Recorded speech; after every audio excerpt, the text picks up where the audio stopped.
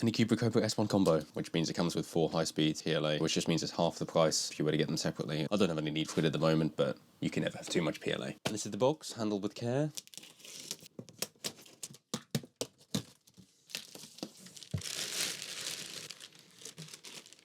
So in the box, user manual to start, and light bedtime reading. 3 Allen screws, keys gone, packing foam, and the printer itself. Nothing else in the box. Time for the peel reveal.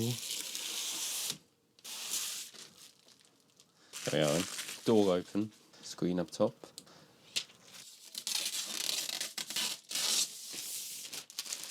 Top lid, not glass. Front panel, also not glass, but lighter. This wants to come out from the top. And the Ace Pro Unlock Guide. Slide out the top. More packing foam. 2 screws at the front, holding in the ABS system.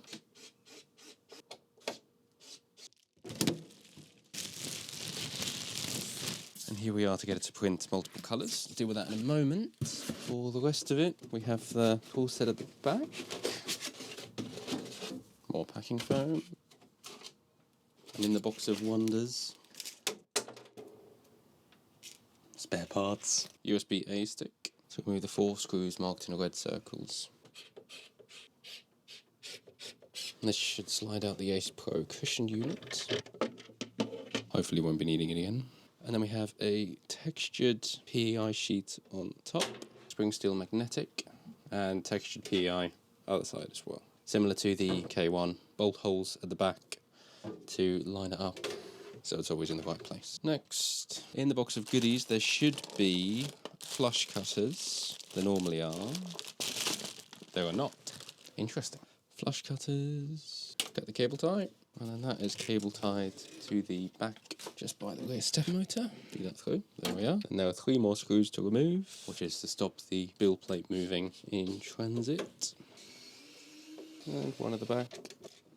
Now, at the back of the printer, there is a spool holder if you're just using one colour. We're not. So instead, put the lid back on. And back to this.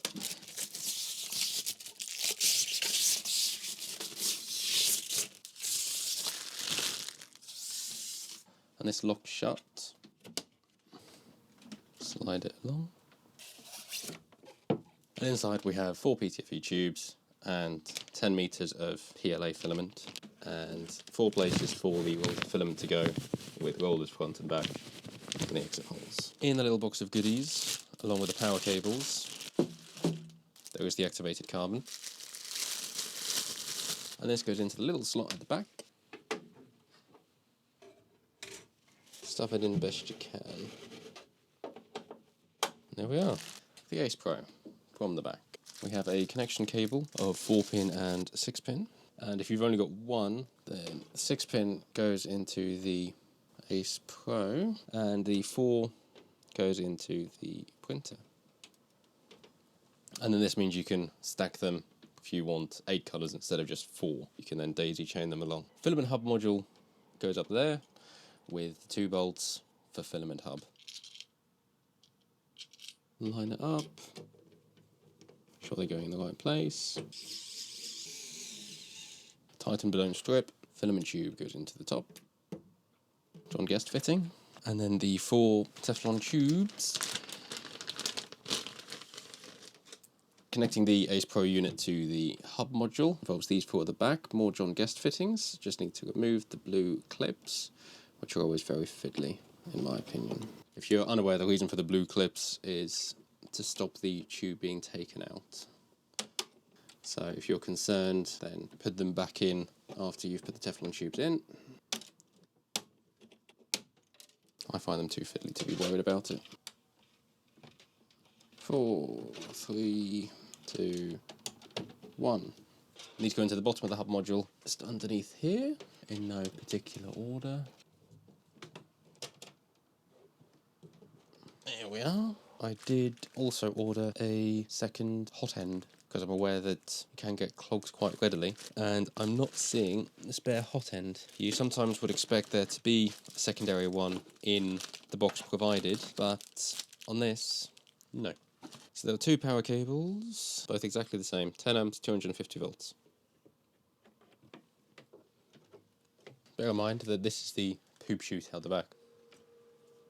Delightful little Ender 3. Watch out for hobby number 25. There we are. Let's turn it on. Setup menu. We are Japanese, no. English, region, global. Now's the time to enter Wi-Fi details if you have them. Anycubic, 3.2 stars. And the front door, despite not being glass, does have magnets in, just there, which means you can decorate it however you want.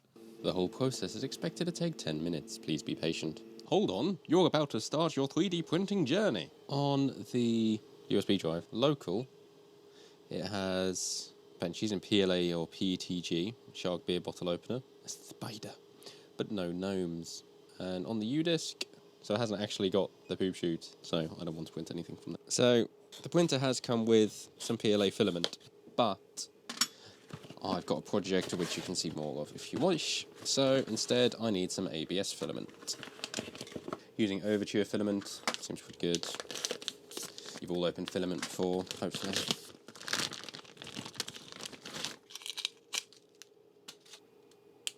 So much easier to load than the old printers. Spool goes in, and it detects the filament.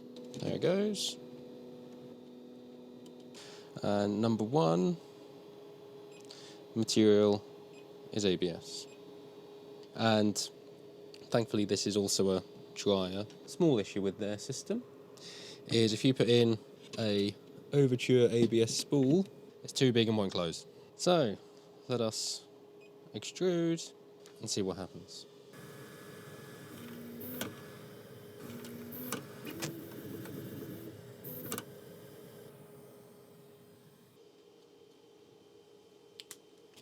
If we put this into slot number 4,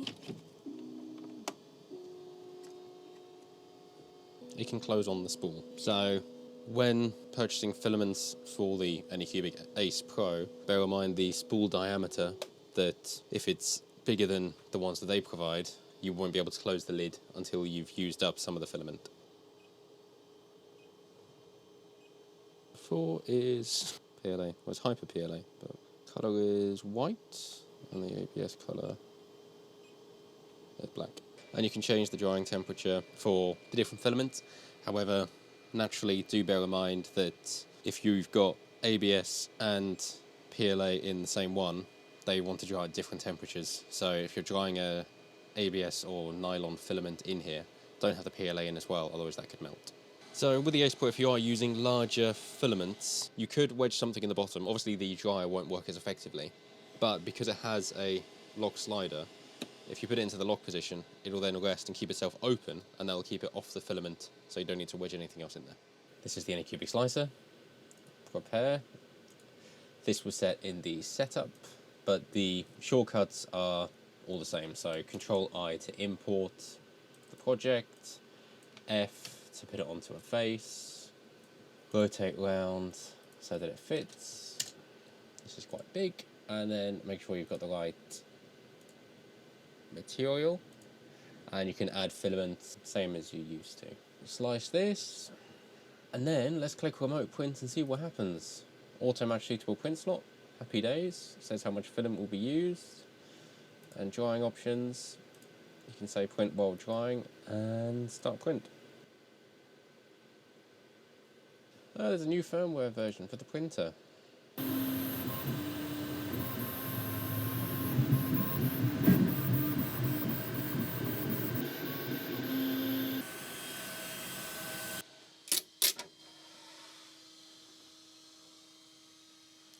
So should allow this to cool before peeling it off, but I'm intrigued.